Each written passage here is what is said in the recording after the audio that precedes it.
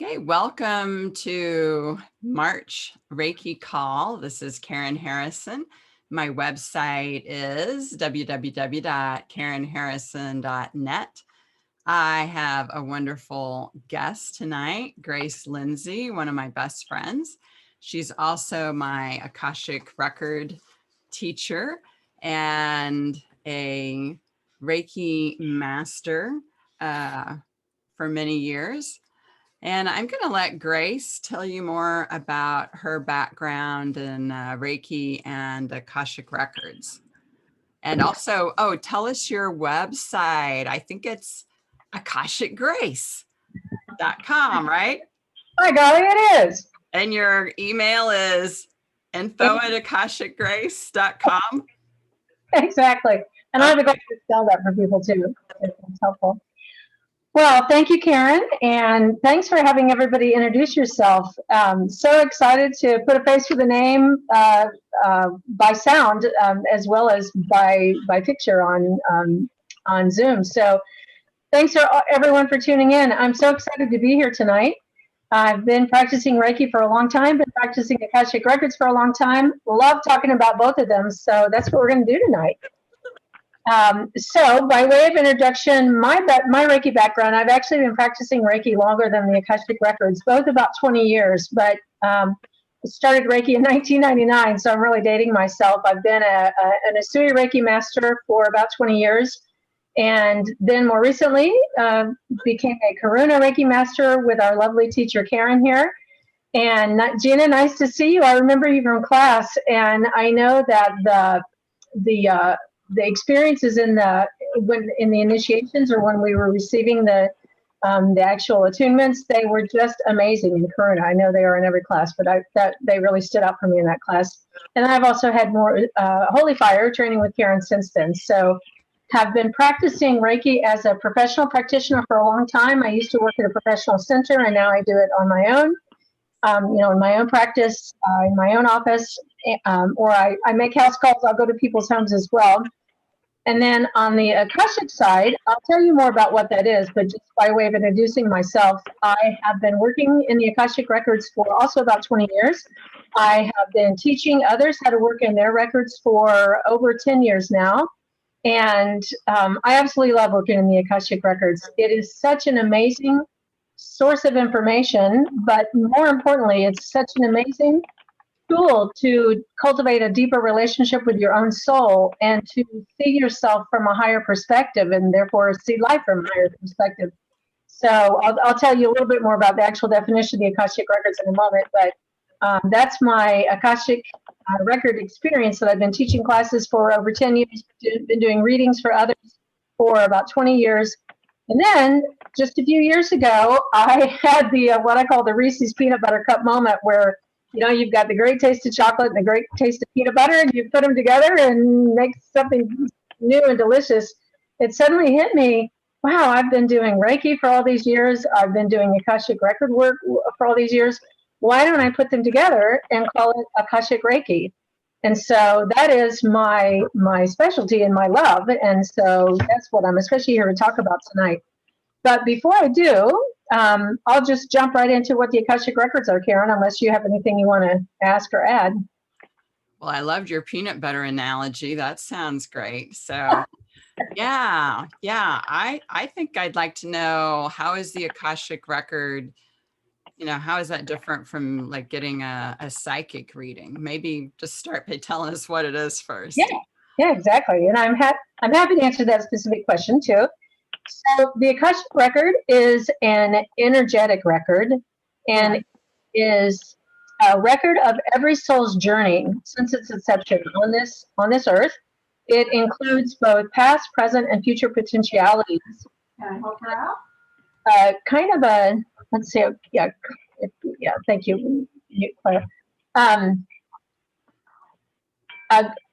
I emphasize that it's an energetic record because some people think of it as kind of that great library in the sky where you've got hooded monks who are writing down everything about your lives, and it is referred to in both the Christian and the Judaic Old Testament as the book of life, but it's not specifically associated with any one religion because it is a vibrational field or an energy field that is so high in vibration and so sensitive in vibration that every thought and word and deed and action and even intention that is emitted by any of us as we're living on this earth, as we're walking on this earth, you know, all of our thoughts, words, deeds, actions, they're all a form of energy. And as we emit them, or as we hold the intention, or as we speak the words, that energy makes an impression on this highly sensitive energy field that we call the Akashic field or the Akashic record.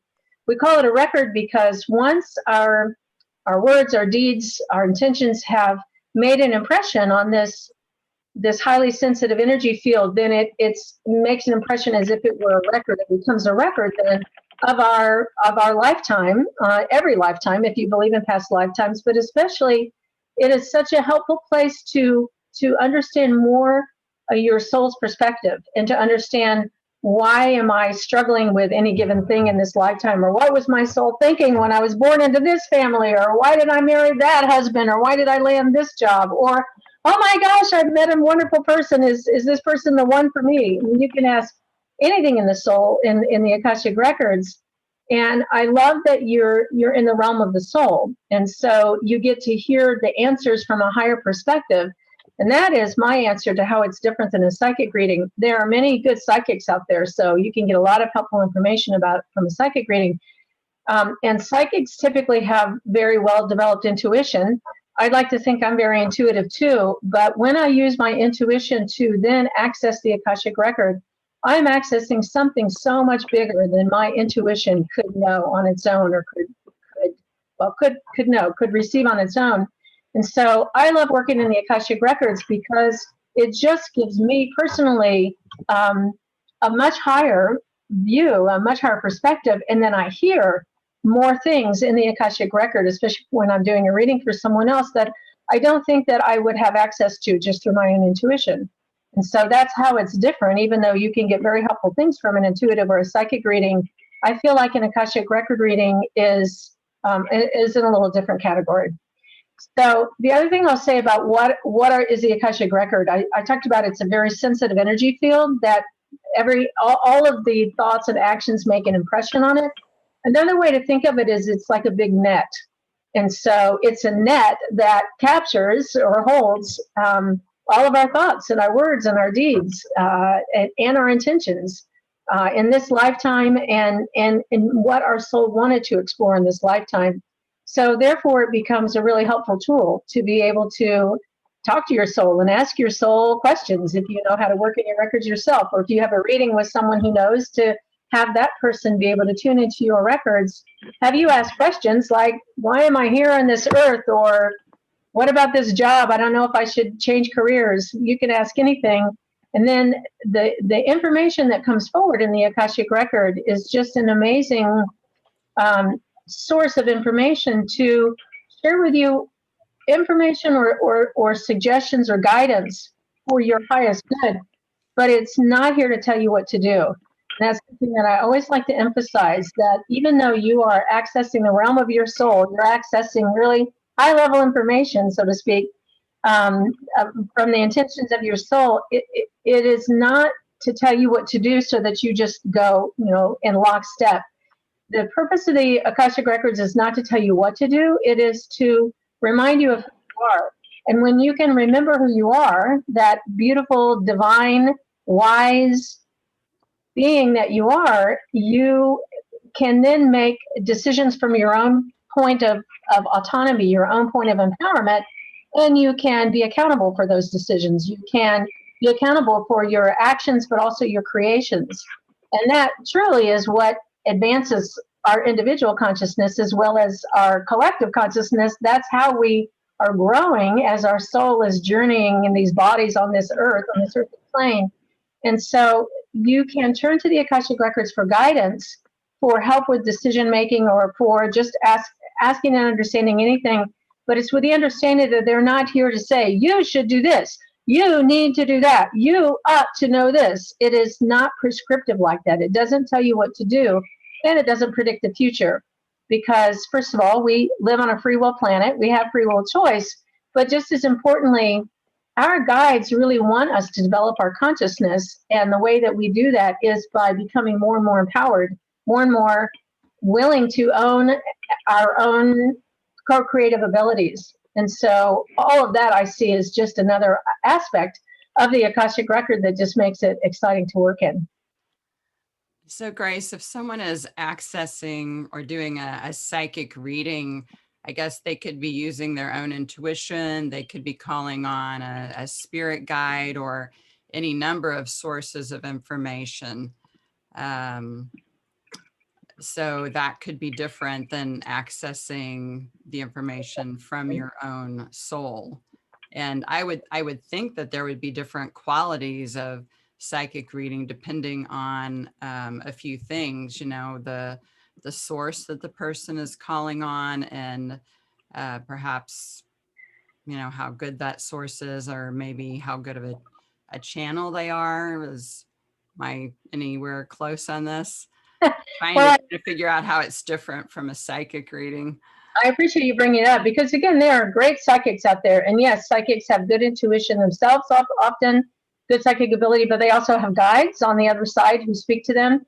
So I'm not trying to say this is better by any means. It's different. And the way that I most feel it's different is that when you are working in the Akashic records, you're working with the record keepers, or the keepers of the Akashic records. And I could go into a lot of explanation about that, but I won't to answer this question.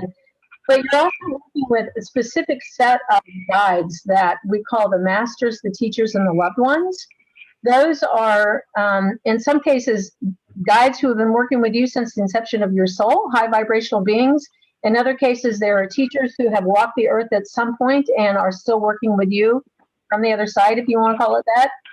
And in some cases, even there are people whom you have known in your life. Maybe they were an aunt or a beloved grandmother or a best friend, people that you still have a very strong soul connection with, who could also be in that group guiding you. And so it's different than if you were to call on the angels or your Native American spirit guide or whoever you work with. It's all good, and it's not that one is better than the other, but it's a different experience, I want to say. So I hope that helps answer that, Karen. Yeah. And then how do you do the Akashic record readings? Do you have to do them in person? Can you do them over the phone, Zoom? Everything we do it on Zoom, you know? Yeah, thank goodness for that. Thank goodness for Zoom, especially in this last year. So the way that most people open the Akashic records is by saying a prayer, and that is what I use. And once I have found out a person's full legal name, and then I say, it's the same prayer that I use for everyone, but I make the prayer very specific to the person and their Akashic records only by using their full legal name.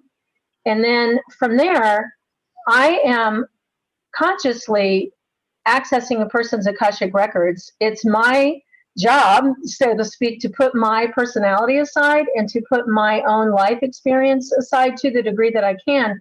But I am still very conscious and alive and hearing and interacting. I am not in a hypnotic trance. I am not asleep. I'm not really channeling in the way that we normally think of channeling. And so it is the most common way to work in the records now. And it's joyous because it's then 24/7 availability. I can open my own records any time of day. I can open the records in person or by phone or on Zoom or even remotely, and the person is not engaging with me at all. If I have a prayer, if I know their full legal name, if I have, most importantly, a person's express permission to tune in. I would never do this without a person's express permission that they want me to open their records, because that's part of the integrity of working in the records. You never want to be invasive or a voyeur or anything like that. But I will say that now, these days, the most common way to open the records is through a prayer. And there are a few prayers out there, so to speak, that different people use. But it was the case a few years ago, made famous by Edgar Cayce, if you're familiar with him, to not the way he set his personality aside to bring forth the information from the Akashic records was he went into a deep hypnotic trance, and he didn't remember anything he said. And so it was all recorded and transcribed. And thank goodness he did that, because we have literally thousands and thousands of records of his transcriptions. And that technique is still used by some today, where they go into a trance and a deep trance, and then they have a partner who will then be the go-between and will have the person ask a question and the partner will ask the person in trance. So a few people still do that these days, but by far the more common way is to have a prayer and to go in as a very conscious channel. And you can do that any way, as long as you have a person's permission, whether it's remotely or in person. Okay. So just want to let you all know, I do have a set of questions to ask Grace, but if you have questions, you can simply, raise your hand and unmute yourself and ask. So Grace, now how do you combine the Akashic records with Reiki? How does that work? Oh, glad you asked, Karen. That's what we're here to experience tonight, especially on a Reiki call where you normally share Reiki anyway.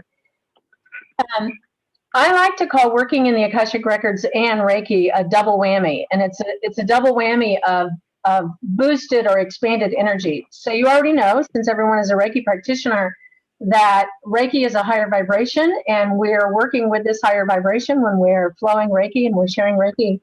Well, working in the Akashic records is also a higher vibration, a very expanded energy. And so if we're now sharing Reiki, flowing Reiki, and being in the Akashic records together, then it's just an added oomph. It's an added boost.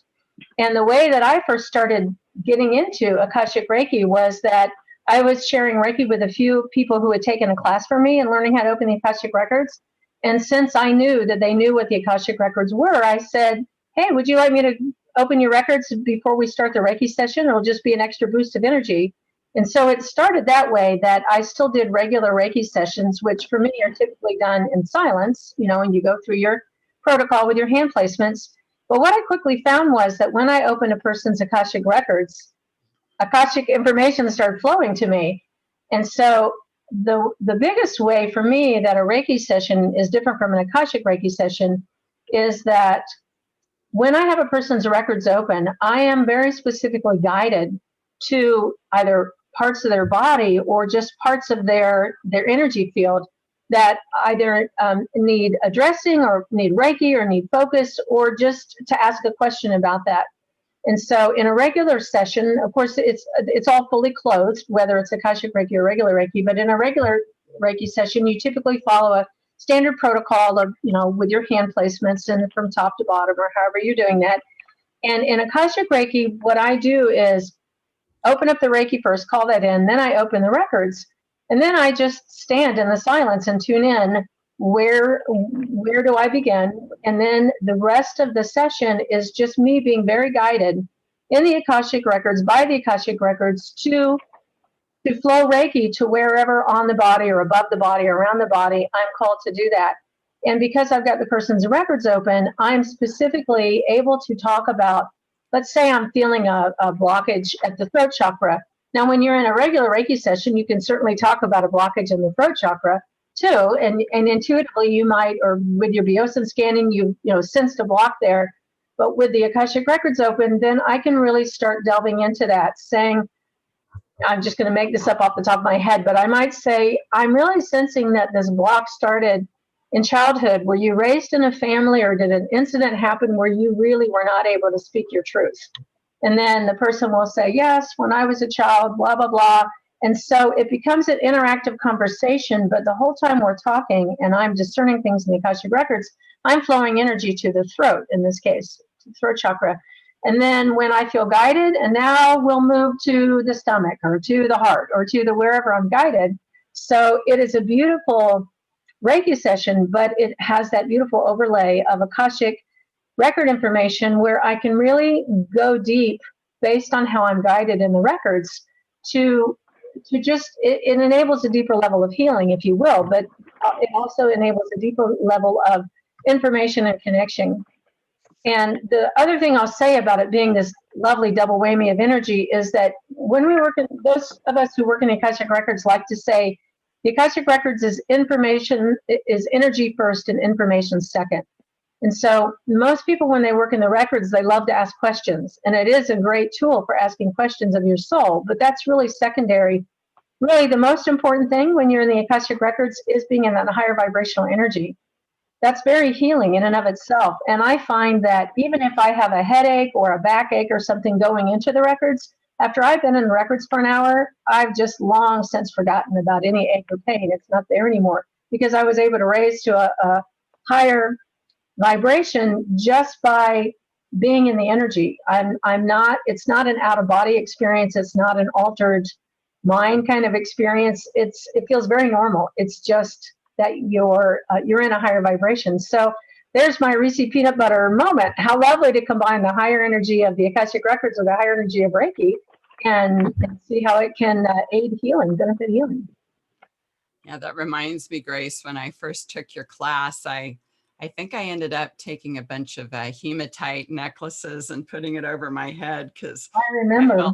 I felt the energy so strong that thought that I was going to just float right out of that office. I still remember that. I mean, I always knew you were sensitive to energy, but I'm like, oh my goodness, we got into the higher energy of the records, and Karen, I'm going to have to hold your foot down and you'll float away out of the ceiling. Oh, that was fun. So let's pause and see if any of you have any questions. Yeah, Joe.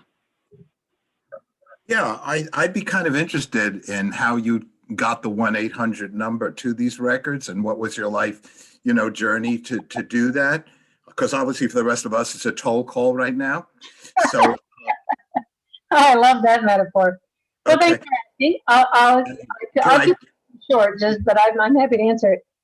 So, like probably everybody on this Zoom call, we're all on our spiritual path, and many of us have been sensitive souls for a long time. And in my case, I was really looking for what's my thing? What's my spiritual modality? I've been looking for that since I was a teenager.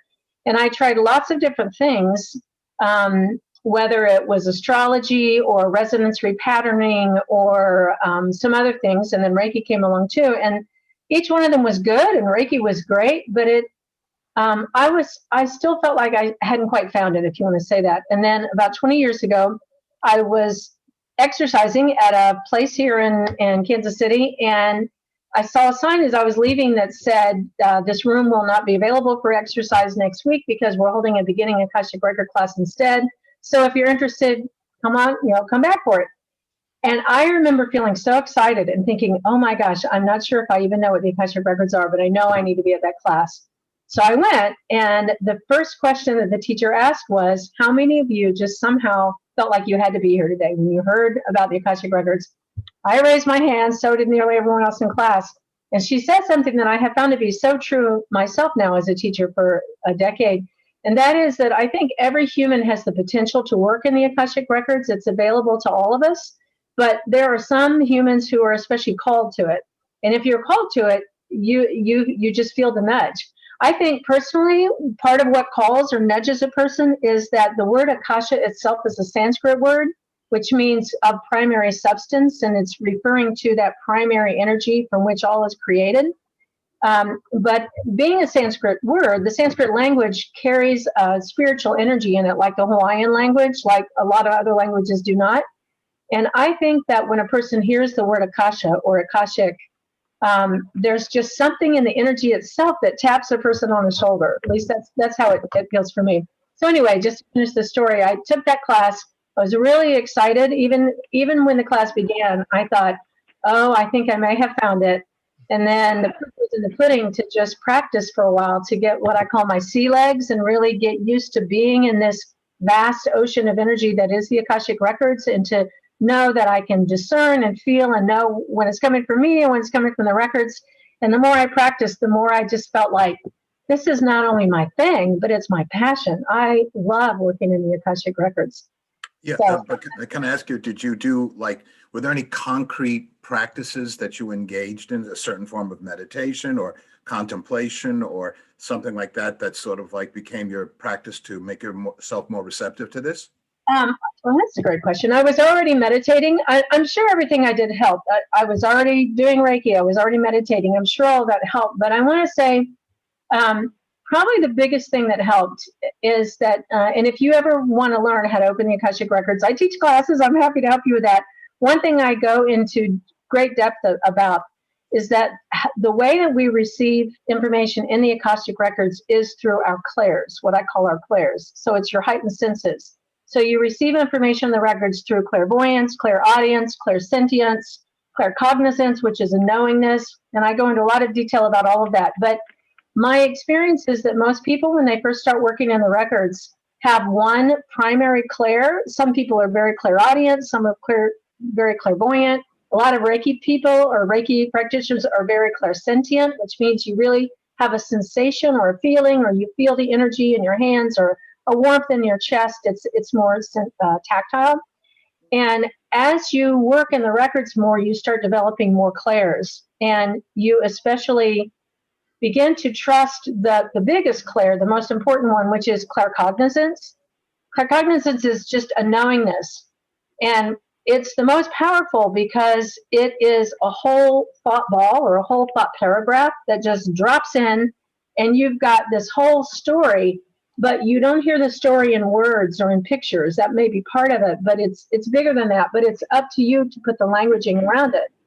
And so, especially when one is doing Akashic record readings, it's very powerful because it is the whole answer in this thought ball, and then it's up to you to language it and describe the different piece parts within it. But it's a whole concept or a whole answer, if that makes sense.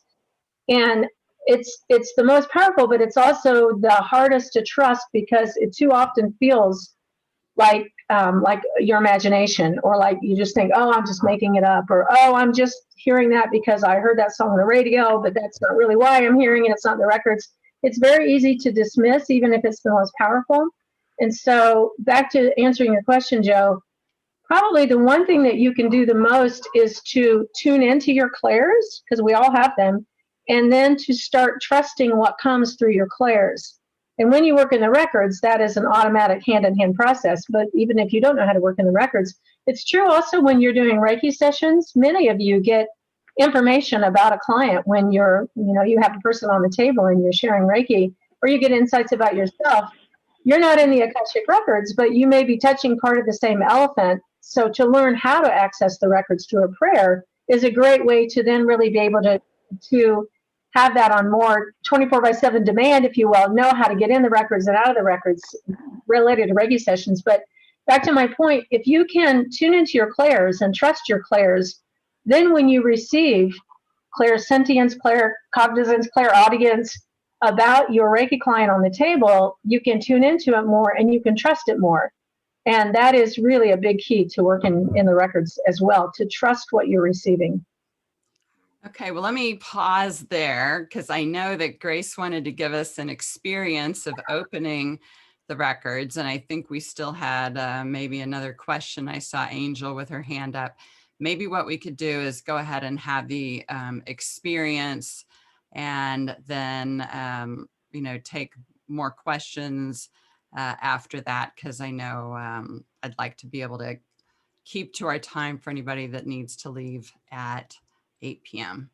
That's a great idea. Yeah, we'll definitely finish by 8. I'm happy to stay on afterwards. And of course, people can also always reach out to me through my website, akashicgrace.com, or info@akashicgrace. And Akashic, by the way, is AKASHIC, and then Grace, GRACE. Yeah. Oh, hey, while you're at it, how about you tell us, do you have a class planned?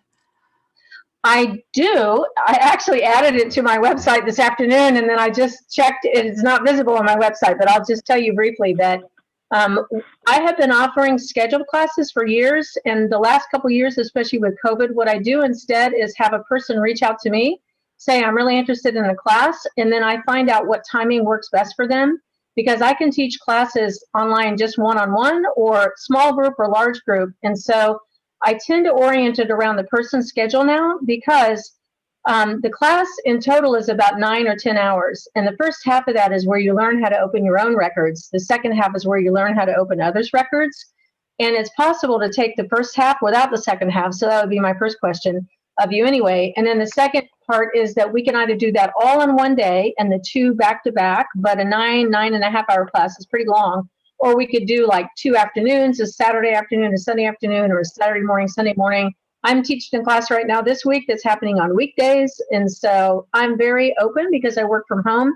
So if you're interested in learning how to work in your own records, reach out to me.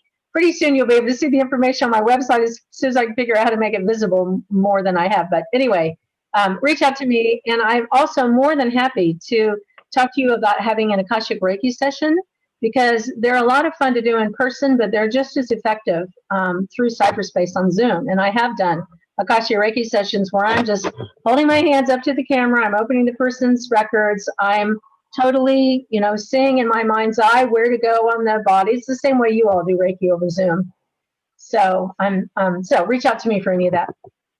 Okay, well, let's try it out. So here's how I'd like to do this. And we have a little over 15 minutes. So this would be great because I know you typically have about a 15 or so minute Reiki share at the end of a lot of your Reiki calls. And often that is in silence. So what I would like to propose is that you all throw out a couple of themes or symptoms to me of things that you would like to focus on and send Reiki to, whether it's a body symptom that you have, a pain or an ache or an illness, or whether it's more collective, you want it for the pandemic or for the world or world peace. Just throw out a couple things. And then I'm going to open the records of the group, and then we're going to start out in silence, and everybody is just going to be flowing the Reiki like you do in Reiki Share, however you want to tee that up, Karen. But then, as I feel guided, I'm going to talk about these words, these themes or these symptoms that you talked about, and I'll just ask a few questions with our group records open to see if you all receive any information yourself about that particular symptom. And some you may and some you may not. It's going to be different for every single person. So there's no right or wrong here. It's just to give you a sense of that expanded energy, because I'm opening the records of the group. I'm not opening your individual records of you personally, but you're contributing to the group energy. And I'm going to be opening the group's records at that group level. And so that means that as I ask a question, or just as you're sitting there in the silence of the Reiki share, there's the possibility for you to receive through your own clairs, a recognition, an awareness, a thought. And so the more you're open to the fact that that can come in the form of a song, a phrase, a feeling, sensation in your crown chakra, warmth in your chest, tingling fingers, vivid images. It can come through any of your clairs. You might even smell something, as childhood memory or something. The more you recognize that you're receiving information in the Akashic Records through your clairs, the more open then you are to saying, oh, that's interesting. What is that? You tune into it, you trust it, and you run with it.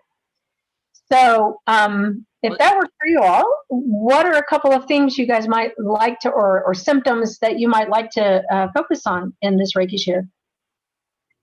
Okay, do you want him to just toss it out, or do you want him to type it in the chat? Well, toss it out. I just realized we've got some chat, so maybe people are. Yeah, anxiety. All right. Back pain. One more time. Back pain. Oh, back pain. Okay, that's a good one.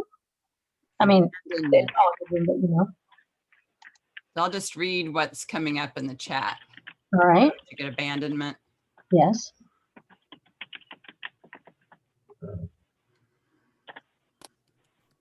Rheumatoid arthritis. And all right. Diabetes. Okay. One more. Okay. Let's stop there just because we only have about 15 minutes, so we want to end this on time. All right. Sinus, feeling stagnant, being brave to follow life's purpose. We need another hour for this call. We do. All right. So and what was being brave to follow life's purpose? That's the big one. That's the final one.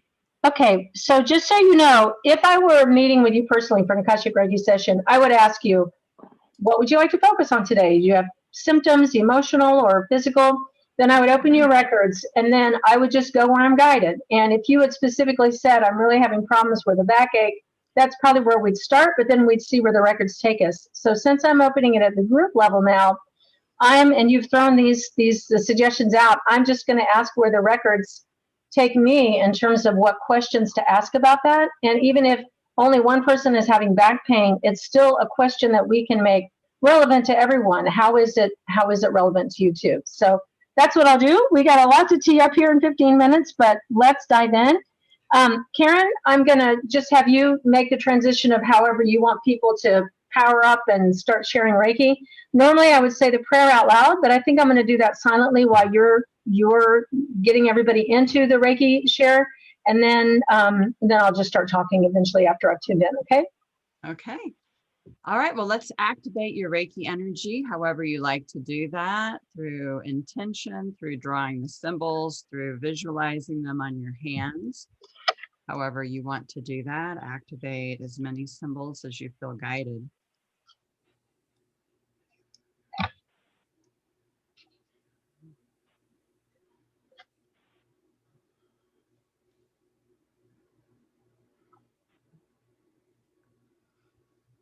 And then place your hands in Gasho, which is two hands coming together, thumb pointed into the heart chakra. Just focus on the space between your palms, letting all thoughts be brushed aside. We call on only the highest and holiest Reiki energy from Source, Creator, angels and archangels to be here with us for this healing session, for each one's highest good and the highest good of all those who watch this program later. Now you can take your hands and place them in any way that's comfortable for you on your body, on your lap, wherever you like. And turn it back over to Grace. I'm almost finished with the prayer, so I'm going to finish this first. Okay.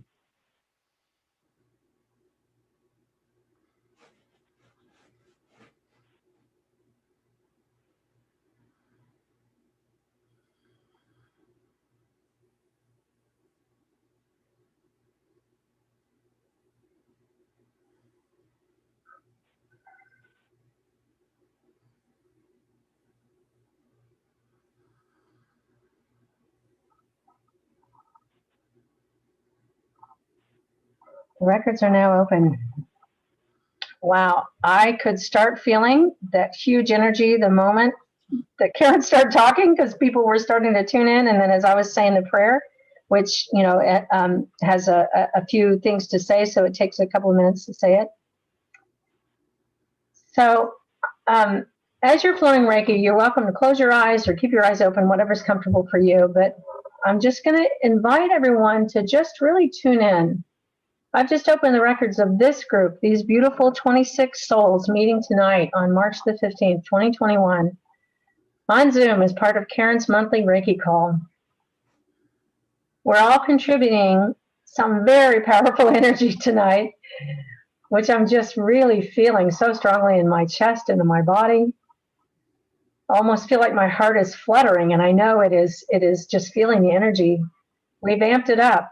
And so what a powerful time to come together, even if it's only for 15 minutes, to send Reiki to ourselves, to send Reiki to everyone in this circle, to send Reiki out to the world for a healing of all in whatever way that Reiki knows is right and appropriate on this evening as we send this so willingly.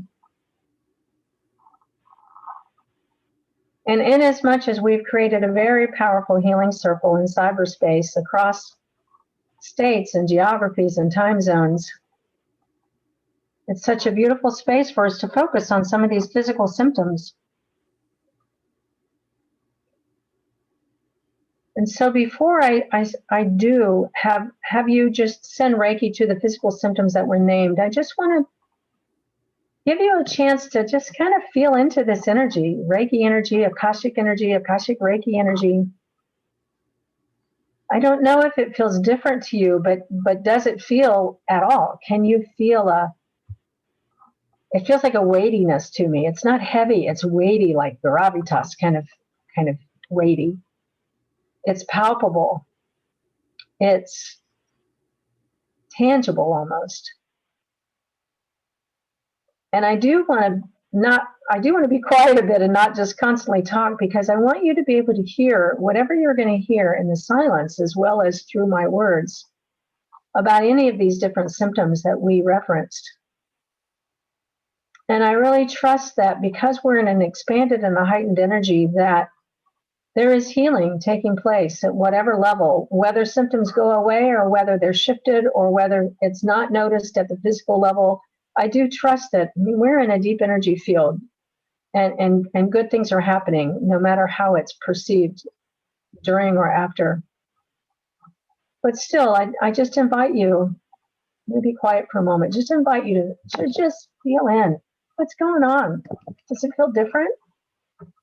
Do you feel that gravitas that I'm feeling? Do you feel that weighty? As well as a bit of a buoyancy and almost an excitement. That's how it feels to me. My hands are buzzing. I imagine your hands are buzzing too, given that you're Reiki practitioners.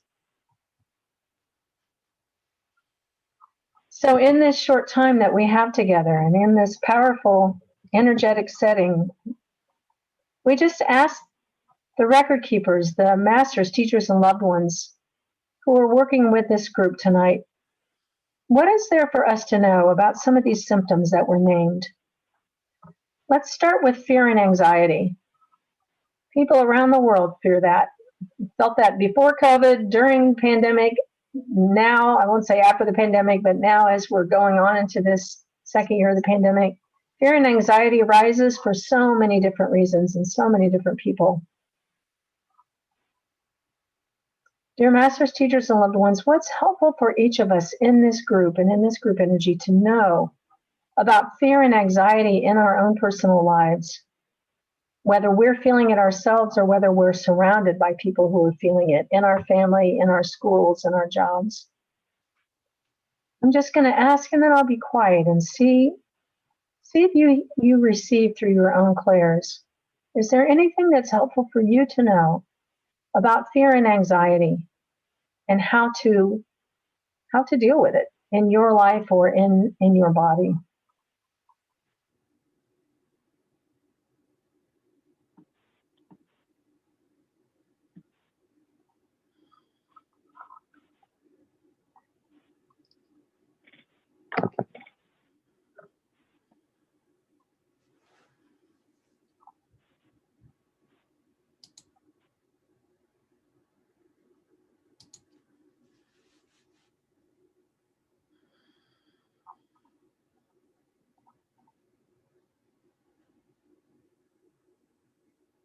Some of you may be hearing or receiving things, others may feel like it's just crickets, but either way it's good because you're in a deep energy field right now, an ocean of energy. And so I'd love to just be silent for a couple more minutes for each of these, but in the interest of time, I'm gonna name the next one. So let's talk about back pain. Fear and anxiety certainly has very physical symptoms in the body, even if it also impacts the emotional body. But back pain is usually very physical, very tangible. Back pain can have so many direct reasons in terms of back strain or whatever activity happened to cause that or trauma. But of course, back pain also has so many symbolic reasons.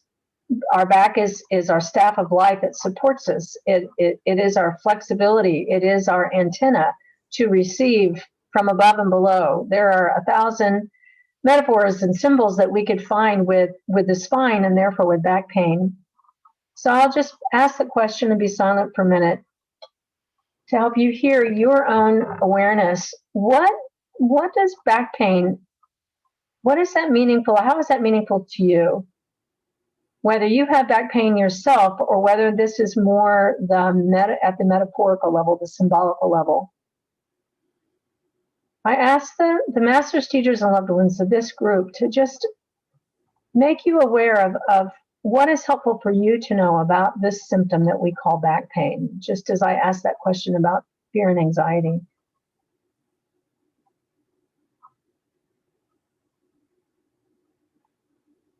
And then let's talk about abandonment. That sadly is a common denominator of all humans, that every human has felt abandoned at some level.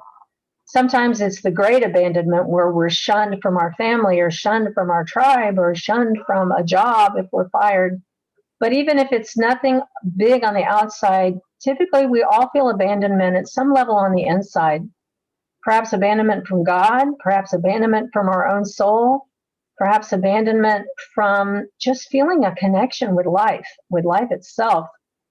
That seems to be a universal human thing. And so I'll just ask our masters, teachers, and loved ones in the records, what is helpful for everyone on this call to know or to be aware of about abandonment in your life, in your individual life, at the inner level or at the outer level?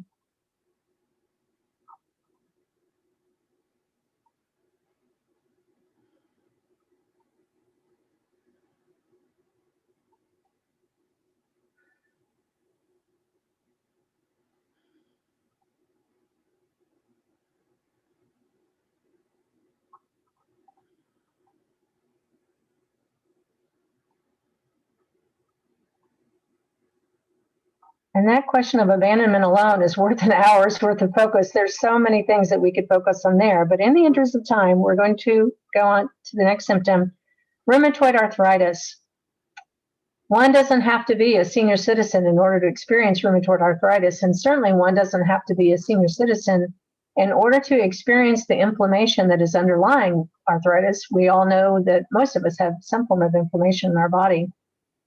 So I'll ask our masters, teachers, and loved ones in this group to just share with you, whisper in whatever way they do through your clairs, what's helpful for you to know either about rheumatoid arthritis itself or about the underlying inflammation. What's helpful for you to know about inflammation in your body, inflammation in your energy field, inflammation in life.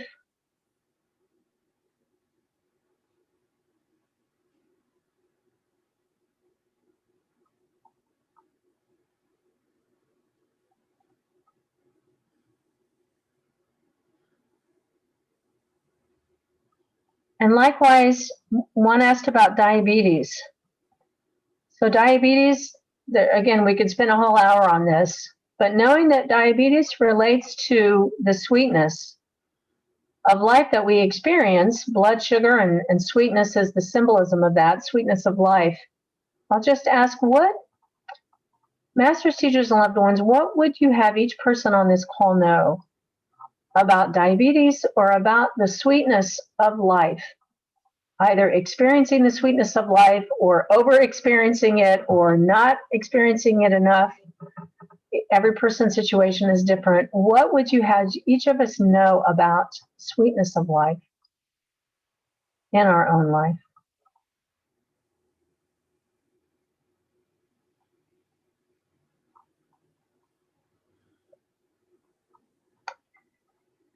I would ask next about peace after heartbreak. That's another common denominator that all humans have. We all experience heartbreak at some level, whether it's a major romantic heartbreak, whether it's a heart attack, whether it is the pain of a family member breaking our heart or a loved one breaking our heart or death itself or some other thing related to grief.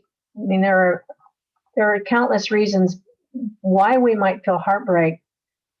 Masters, teachers, and loved ones help us to know something about the peace that we can find. There is the potential to find after heartbreak.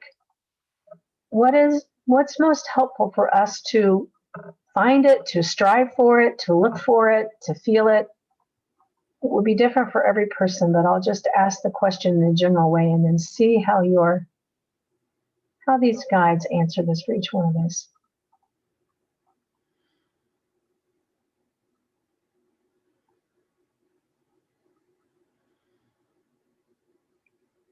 And then two more that I'll ask about it before we close. One is feeling stagnant. It is another universal human thing to feel stagnant at some point in our lives, typically, whether we're feeling stagnant on the job or in between jobs or in a phase of life or in between phases of life. There are so many reasons why we might feel stagnant energy, why we might feel like we're circling or treading water and not moving forward, even if we really want to. And sometimes we don't know if we want to, or we don't know how to move forward. Masters, teachers, and loved ones, what is helpful for everyone on this call to know about this phenomenon of feeling stagnant in life? what's unique that's helpful for each person to know in their individual life.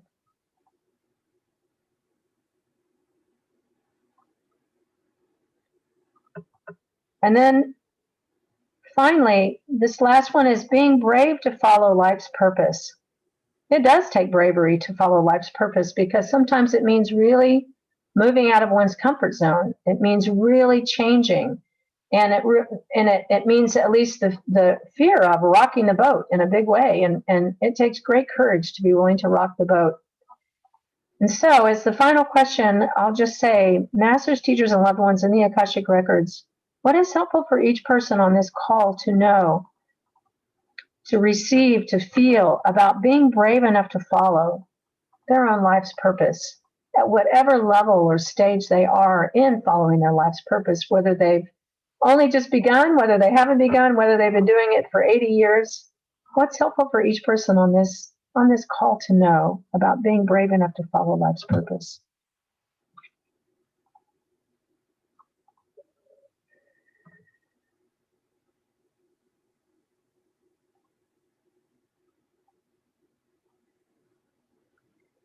And so, as I've said, I wish that we had an hour to dive into each of these questions because each of them are worthy of an hour. But in the interest of time and closing of the Reiki call on time, I'm going to ask, first of all, or just validate, just affirm that the energy that we have been in, this beautiful ocean of energy, this beautiful soup, has been very healing.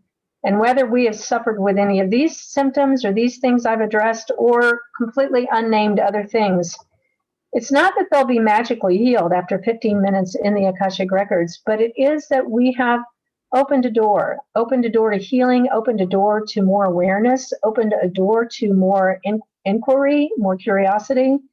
And I just affirm that whatever healing energy we have been exposed to in the last 15 minutes has done its thing in each one of our lives at some level, no matter how we perceive it or receive it, and that it will continue in that way that serves our highest good. That's my wish, and that's my affirmation. And from there, Karen, I'll turn it back over to you. I will go ahead and close the records. I always do that, just so you know. I'll do this silently, but Karen, I'll have you go ahead and close this on out. And then I don't know if you need to turn off the recording, but I'm happy to stay on the call longer and answer questions, however, if anybody's interested, okay? Okay, well, thank you, Grace. That was amazing. I love feeling the energy of the Akashic Records, and then combined with the Reiki from you all, that was really very palpable, as you said, feeling waves of currents flowing through.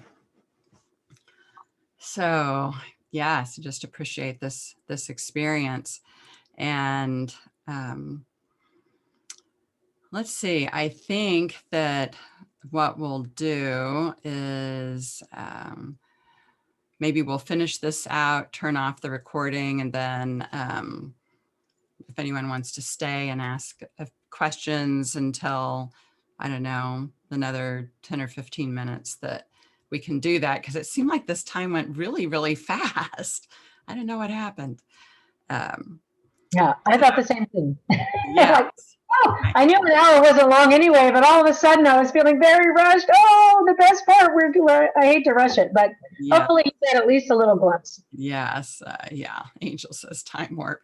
So yeah. So Reiki Call website is KarenHarrison.net. It's also on YouTube and Spotify and Google Play and on my website.